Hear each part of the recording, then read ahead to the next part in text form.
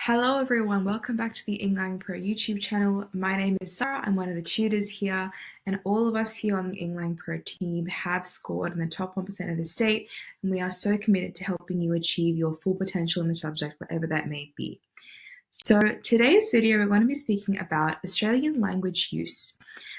We do already have a video up on the channel about Australian English, which can help you kind of solidify your meta language and your technical discussion on Australian English, but today we're going to be discussing a bit more of the application side of things, how I would go about structuring an essay paragraph and structuring an analysis about a certain example. And I have an example here for you today as well. We're going to discuss it, have a look at it, think about it, we can talk about it. But yeah, let's jump right into the content part of this lesson. So, Australian language use. As we would have discussed in the video about Australian English as well, standard Australian English is changing quite a lot. And so when you think about Australian English and the concept of it, it's very broad now, it's very different. And this is because there are so many influences in Australian society, which ultimately also shape Australian English to be what it is today. And some of these influences are things like multiculturalism, so there's so many different cultures coming into Australia, and then this influences the language by introducing ethnolects. There might be a bunch of borrowed lexemes from foreign languages, so that's one of the influences we have. We also have the influence of technology and the digital medium and social media, and the fact that this is, constantly giving us so many new words and new phrases and neologisms and ways of communicating. And it also kind of shifts that the reality, the way that we speak with each other. It's no longer only face to face. It's no longer, through long written letters. It's just a text that shoots your friend, or it's a FaceTime video. There's very different ways of communicating now, and that affects our language as well.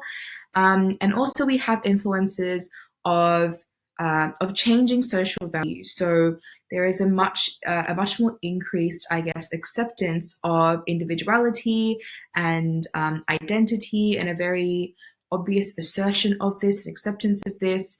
And again, that also changes the way that we speak. So these are kind of things that you want to be keeping in mind when you're discussing Australian English or Australian language use in your essays, and the kinds of things you can use to also analyze your contemporary examples really nicely.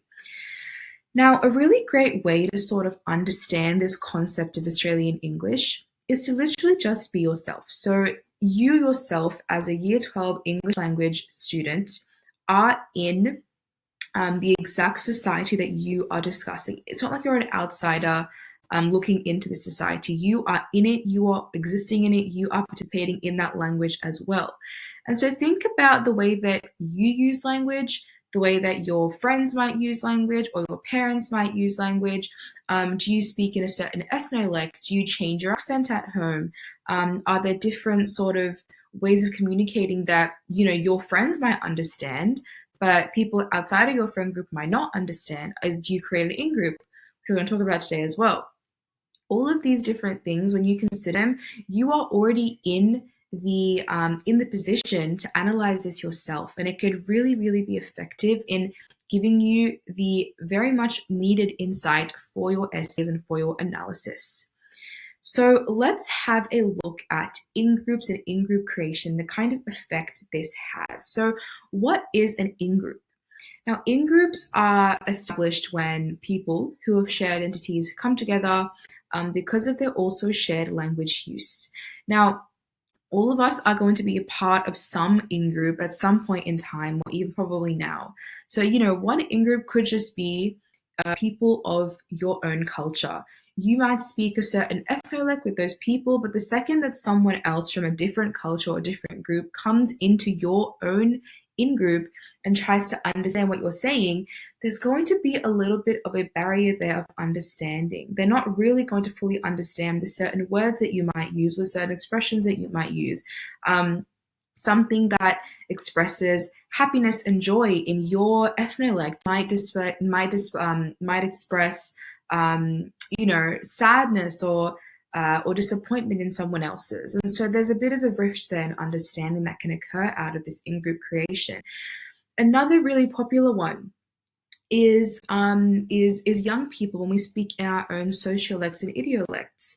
We see Gen X and Gen Z and also Gen Alpha have very unique ways of speaking. It's constantly changing. It's really organic. It's really creative. It's sometimes a bit absurd as well. And so when we have, people from older generations, for example, trying to understand how we speak, again, there's a bit of a rift in understanding, a little bit of a barrier there of communication, which can affect the way that we communicate with people. And so in-groups can, they can be really great for bringing people together and allowing people to really reinforce their identity and feel like they belong as part of something, feel like they are participating in the language behaviors of a certain community. But it can also sometimes create barriers between different groups, and it could hinder the productivity of communication in certain instances as well.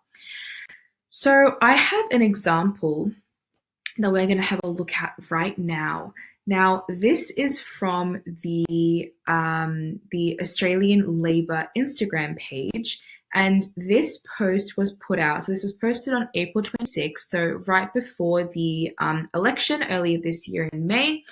And this Instagram post was one of many Instagram and TikTok posts that were made by both Australian Labor and Australian Liberals, and I think there was some from the Greens. So a lot of major political parties in the election did take part in social media and posting on social media, and it's a very interesting activity because when you think of politics and I guess something as serious as an election, you think of something that's going to be a bit more formal, something that an event that's going to really necessitate formality and professionalism and basically just a really solid political identity.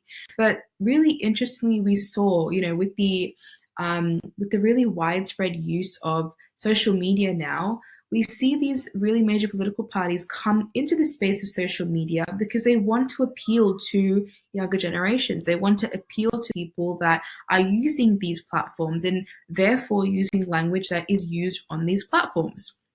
And so let's have a look right here at this picture, at this social media post. I did keep some comments in here because it gives you some insight into the kind of perspectives and attitudes towards this kind of languages and towards this kind of behavior. So breaking news, Dutton the Destroyer spotted in wild. OMFG, you guys, have you seen what Scissorhands Dutton is planning? So it's a very long post. And you can see immediately what stands out to me is that there are so many emojis here, which are context-specific graphemes. So they all speak to the medium this is on. This is on social media, so somewhere where emojis are used quite often and quite commonly in the in digital communication. And we also see here the initialisms OMFG, and I think it was an OMG here, an OMG down here, which not only does OMFG include profanity in it, but it's also an initialism. It's also quite informal. It's used by younger people.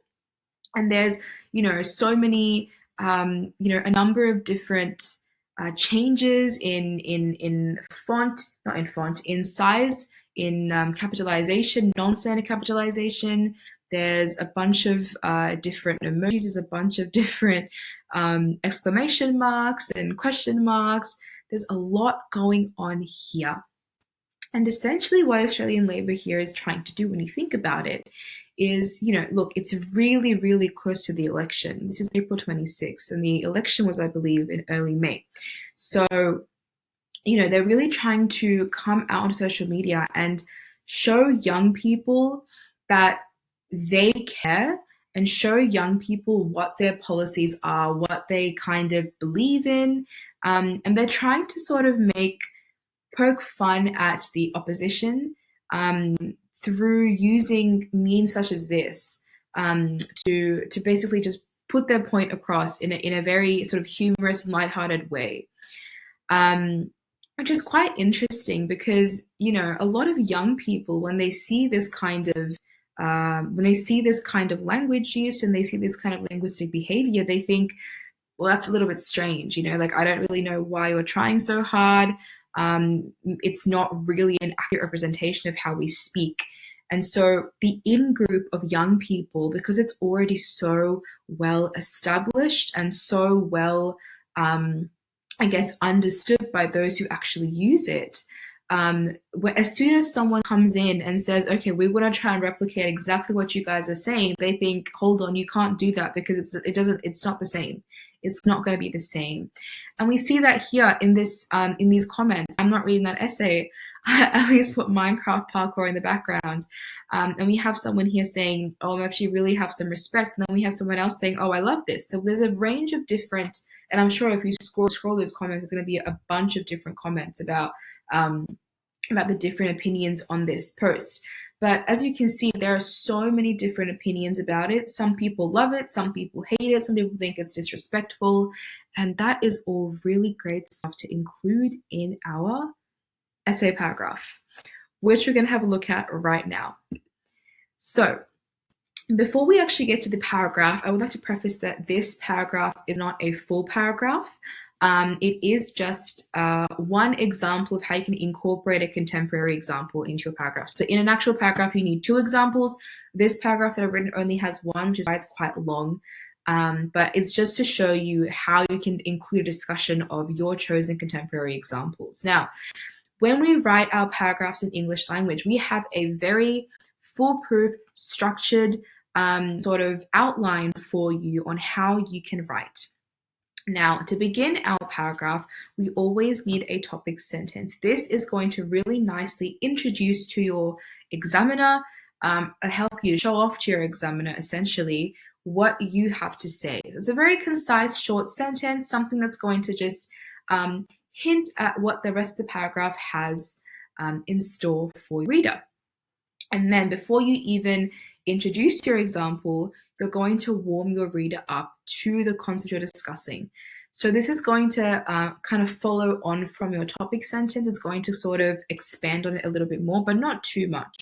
Then you're going to actually drop your example with relevant meta language. Very important that you use meta language here because they are looking for that. It is still English language. So whilst this is almost a really amazing social commentary on language use in society, you do still need your meta language. And then we're going to actually jump into our analysis. So this is how the example applies in contemporary Australian society. Think about things, all this here, who it affects, why it affects them, why it's linguistically relevant, and how it relates directly to the prompt. Very important. Then we're going to wrap up your example and have a linking sentence, the next example, or the next paragraph, or you can have a sentence that links back to the topic sentence. All right, so having a look here at the VCE English Language question 8. This is from 2024. Our choice of variation in Australian English may both support and contradict our purposes in interactions with others. Now, this question has a few moving parts to it. Number 1, it's about variation of Australian English. Number 2, it's about either supporting and contradicting our purposes, and obviously when we interact with others. Now, this is, I think, a bit more of a complex essay topic. I didn't choose this one when I wrote this exam. I chose a different topic because I did find it quite, I guess, difficult to plan for in that very short time period. But I'm going to show you now how we can incorporate the discussion of that previous example into answering this topic. So having a look here, I'm starting the paragraph off with a topic sentence. The widespread use of the digital medium has been met with a stark increase in linguistic innovation and diversity, allowing for ease in individuals or groups signaling their purposes when interacting. So, just jumping right into it, talking about also the actual topic, so using words from the topic as well. And then we can kind of expand on it a bit more.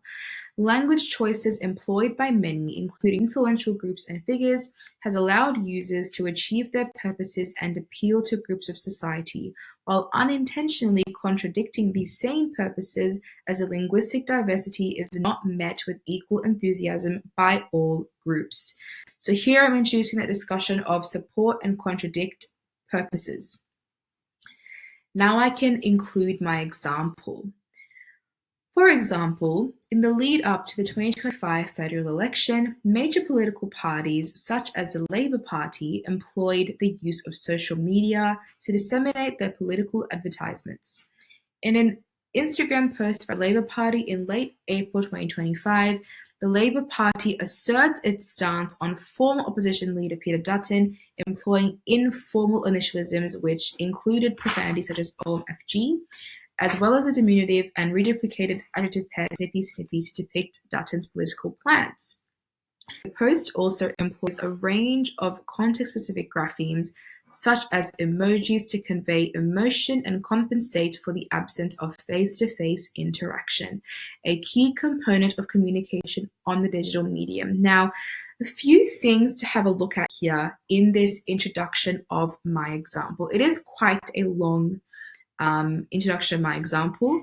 My analysis, I believe, is longer, which is what we want to see. But essentially, I've talked about who's involved. So it's in the Australian federal election, and also when you introduce an example, always include your date. Always include the date, always include people involved. Talked about the Labour Party, who's actually making the post, where this post is on social media, it's on Instagram, and what it's used for. And also we want to use our meta language. So initialisms right here, we want to show our examiners that we know what's going on. Initialisms, we have swearing in OMFG, we have the diminutives of snippy snippy, which are also, again, I think they're adjectives. It's a bit difficult to tell because, you know, the nature of this language, it's quite ambiguous, it's quite new, and it's constantly changing. Reduplication to depict Dutton's political plans. And we also have context-specific graphemes, which are your emojis, which we see quite a lot on the digital medium. So when we introduce these different features, it's a really, really great opportunity to just include a discussion there about digital medium, about social media, about how it's very common in these spaces to see this kind of exchange. Now we can go ahead and analyze this in line with our topic. So again, considering we want to talk about support, contradict, purposes, so those three things, keep them in mind as we're discussing and analyzing. All right, so now we can jump into our actual analysis of this. The employment of these highly informal and innovative language features demonstrates an attempt by the Labour Party to enter the in-group of young Australians to gain their support and create a level of relatability. So immediately I'm introducing what the initial kind of intention and purpose of this post is. The Labour Party aims to build rapport with the younger generation, appealing to their tendency to engage in robust linguistic behaviours and therefore create an identity of humour and lightheartedness to ultimately appeal to positive face needs. Again, extending that discussion about what that initial intention is. While some audiences see this language used as positive and appealing, others, such as those from the younger generation towards which it is targeted, see it as a failed and unprofessional attempt to gain support. As the in-group of young people is already so established, any attempt for its linguistic choices to be replicated is met with protectiveness and judgment, failing to achieve the purpose of building rapport with these audiences. So here, I'm talking about that contradict part of the statement. So I already talked about how they tried to get it to support their own purpose of building rapport, but in doing so, that same purpose was contradicted because people, young people that already use this language think this kind of strange, don't do that.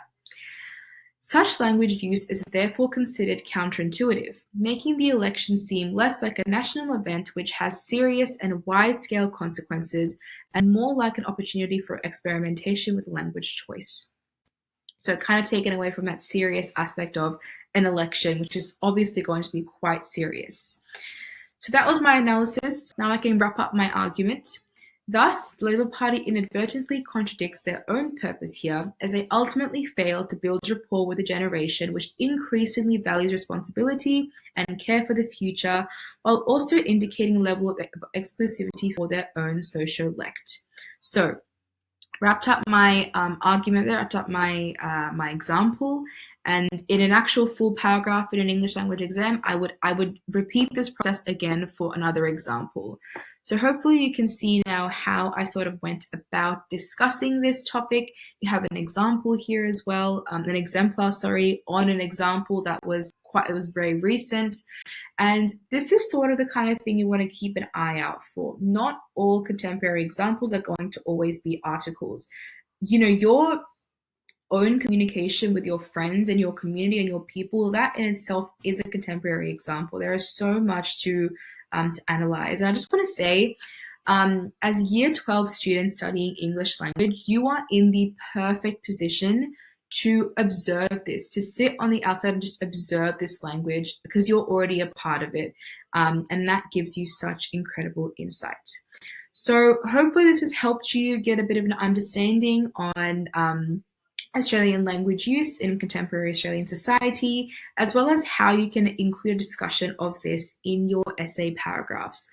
Good luck with all your English language studies, and thank you so much for giving your time up to watch this video. Bye-bye.